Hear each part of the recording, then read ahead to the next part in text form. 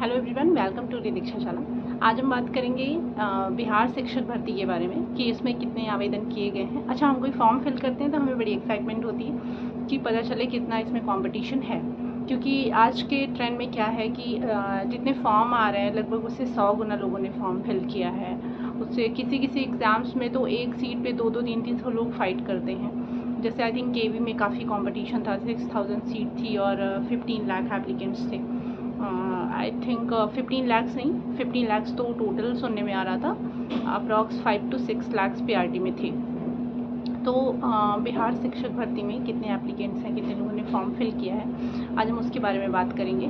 तो total applicants, अच्छा हमने लगभग पहले ही इस बारे में थोड़ी बात कर ली थी, लेकिन अभी जो है पूरा फॉर्म फिलअप हो चुका है, उसकी लास्ट डेट एंड हो चुकी है। तो सबको ये होता है कि हाँ कितने फॉर्म फिल किए गए, कितना कंपटीशन है। तो टीजीटी, पीजीटी, पीआरटी सबकी बात करेंगे।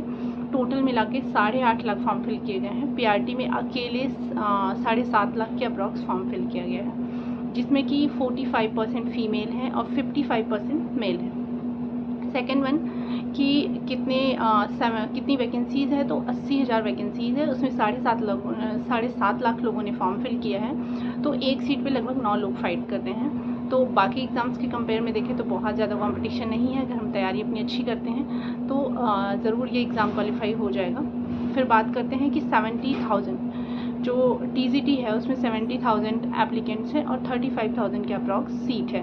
तो यहाँ पे एक सीट पे सिर्फ 2 लोग फाइट कर रहे हैं। फिर नेक्स्ट आता है पीजीटी, उसमें तो मतलब एकदम धूम मचा हुआ है, क्योंकि जितने एप्लीकेंट्स हैं उससे ज़्यादा ही सीट है। एप्लीकेंट्स कम है, सीटें ज़्यादा हैं। तो जो भी उनका पासिंग क्राइटेरिया है, अगर वो क्वालिफाई कर लेते हैं तो ज़रूर उनका सिलेक्शन हो जाना है, क्योंकि 40,000 इसमें एप्लीकेंट्स हैं, 58,000 इसमें सीट है पीजीटी में। तो बात आती है कि पढ़े कहाँ से। ये तो पता चल गया, चलो कंपटीशन कम है, ज़्यादा है, 1 महीने का टाइम बचा है कुल जोड़ बटोर के, तो फिर कितना पढ़ें और कहाँ से पढ़ें। तो सिलेबस, डिटेल सिलेबस हमने एक वीडियो बनाई है, वो वीडियो मैं पिन कमेंट में भी उसका लिंक दे दूँगी और डिस्क्रिप्शन बॉक्स में भी दे दूँगी। आप वहाँ से ज़रूर चेकआउट करें कि क्या पढ़ना है, क्योंकि आप अननेसेसरी चीज़ों को पढ़ें, इतना टाइम अभी नहीं है।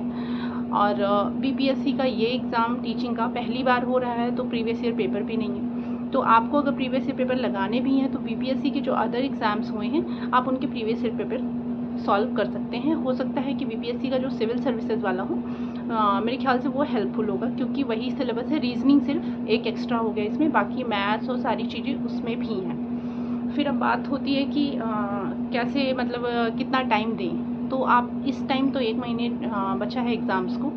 मेरी तो साथ में जॉब भी चल रही है, फिर भी मैं थोड़ा बहुत पढ़ रही हूँ और अब सोच रही हूँ थोड़ा और सीरियस होकर प्रिपरेशन करूँ और अच्छे से पढ़ाई करूँ। लेकिन जिनकी जॉब नहीं है, जो घर पे हैं, सिर्फ पढ़ाई कर रहे हैं, तो आप मैक्सिमम टाइम यूटिलाइज़ अपना करें पढ़ाई के पीछे, क्योंकि 1 मंथ बचे हुए हैं और ये 1 मंथ लाइफ चेंजिंग हो सकते हैं। क्योंकि यूपी में वैकेंसी का दूर दूर तक अता पता नहीं है। बिहार भी आधा फॉर्म, मतलब आधा टाइम बीत चुका था, तब उन्होंने अनाउंस किया कि बाकी स्टेट भी अलाउड हैं। तो काफ़ी लोगों, मतलब बहुत खुश हो गए सारे लोग। तो वो खुशी का तब मतलब है, या वो जो अलाउ हुआ है उसका तब मतलब है जब हम अपनी एक सीट ले लें, नहीं तो कोई मतलब नहीं है उस चीज़ का। और कहाँ से पढ़ें, तो बिहार के लिए अब स्पेशल कोई बुक, मेरे ख्याल से 1 मंथ के लिए आप कोई बुक लें, कोई पतली सी कोई ऐसी बुक आती है गाइड टाइप की, तो ठीक है। लेकिन अगर कोई आप बहुत डिटेल में पढ़ना चाहें, क्योंकि सिर्फ इंडियन नेशनल मूवमेंट में ही बिहार बहुत घुसा है, क्योंकि इंडियन नेशनल मूवमेंट में बिहार के काफ़ी लोग इन्वॉल्व रहे हैं। तो इंडियन नेशनल मूवमेंट में तो बिहार का पूछना ही पूछना है, क्योंकि हिस्ट्री में बिहार का बहुत बड़ा रोल रहा है।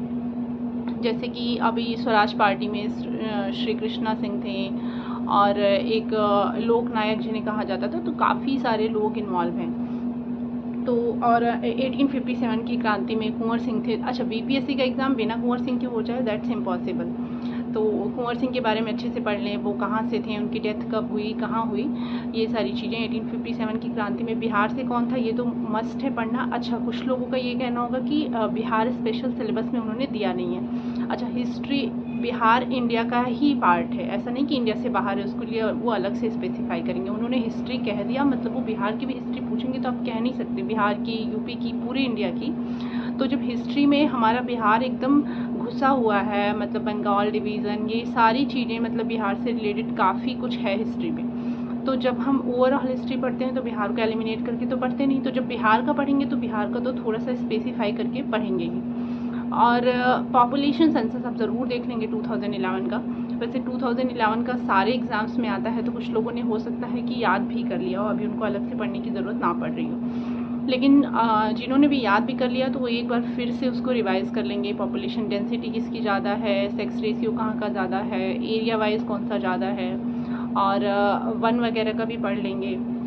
कहाँ पे जो भी फॉरेस्ट रिपोर्ट आई है 2019-21 2 साल पे आती है, तो वो देख लेंगे कहाँ पे ज़्यादा ग्रोथ हुई है, कितने % ग्रोथ हुई है। ओवरऑल इंडिया का भी देख लेंगे, बिहार का डिस्ट्रिक्ट वाइज भी देखेंगे, क्योंकि बिहार स्पेशल एग्जाम में पूछा जाता है। और प्रीवियस ईयर क्वेश्चन तो मैं कहूँगी अगर प्रीवियस ईयर लगाना हो अनसॉल्व कोई आप ले लें, और या तो टेक्स्ट बुक का भी फॉलो कर सकते हैं। उसके अलावा प्रीवियस ईयर पेपर अगर लगाना हो तो बीपीएससी के जो प्रिंसिपल्स के एग्जाम हुए हैं, बीपीएससी के सिविल सर्विसेज वाले भी देख सकते हैं, कोई दिक्कत नहीं है। मैथ्स और रीजनिंग उसको सॉल्व करते रहें, प्रैक्टिस मेक्स परफेक्ट। तो मैथ्स और रीजनिंग के लिए तो प्रैक्टिस मस्ट है। ऐसा नहीं कि आप 4 दिन में या एक रात में चाहेंगे तो बहुत पूरा पढ़ लिया तो आपका कवर अप हो जाना है, ऐसा नहीं होगा। आपको मैथ्स प्रैक्टिस करनी ही पड़ेगी, मैथ्स भी और रीजनिंग भी। तो मैं अपनी प्रिपरेशन कैसे करी, कौन कौन से टॉपिक मेरे कंप्लीट हो गए। मुझे एक्चुअली स्कूल का टाइमिंग ऐसा है कि मुझे टाइम नहीं मिल पाता है कि मैं वीडियो बना पाऊँ, फिर भी मैं कोशिश करूँगी कि वीडियो लेके आऊँ। और भी कोई क्वेरी हो तो आप हमें कमेंट सेक्शन में बताएं। Thank you.